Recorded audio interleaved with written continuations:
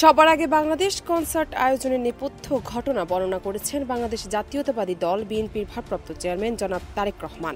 আমাদের শিল্পীদের কোনো খবর টবর নাই, কিছু হলেই সেটা সরকারি অনুষ্ঠান হোক, বেসরকারি হোক, ব্যক্তিগত হোক, কিছু হলেই দেখি এই সব ওই দেশি শিল্পীরা আসে, গান করে, কি করে না করে। তারেক রহমান বলেন, বিগত সরকারের আমলে বিভিন্ন অনুষ্ঠানে ভারতীয় শিল্পীদের এনে দেশি শিল্পীদের অবজ্ঞা করা হয়েছে। এখন দেখছি পাকিস্তান ইসলামাবাদ থেকে শিল্পী আনা হচ্ছে। এ কারণে 16 ডিসেম্বর আমরা সবার আগে বাংলাদেশ এই শিরোনামে দেশি শিল্পীদের নিয়ে অনুষ্ঠান করেছি।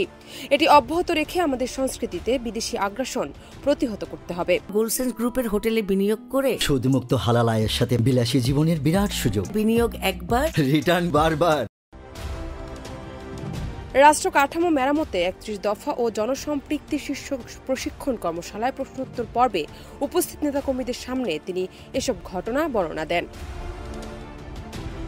30 জানুয়ারি 2025 কুষ্টিয়া, মাগুরা, মেহেরপুর ও চুয়াডাঙ্গা জেলার এই প্রশিক্ষণ কর্মশালায় লন্ডন থেকে ভার্চুয়ালি যোগ দিয়ে এসব কথা বলেন তারেক রহমান।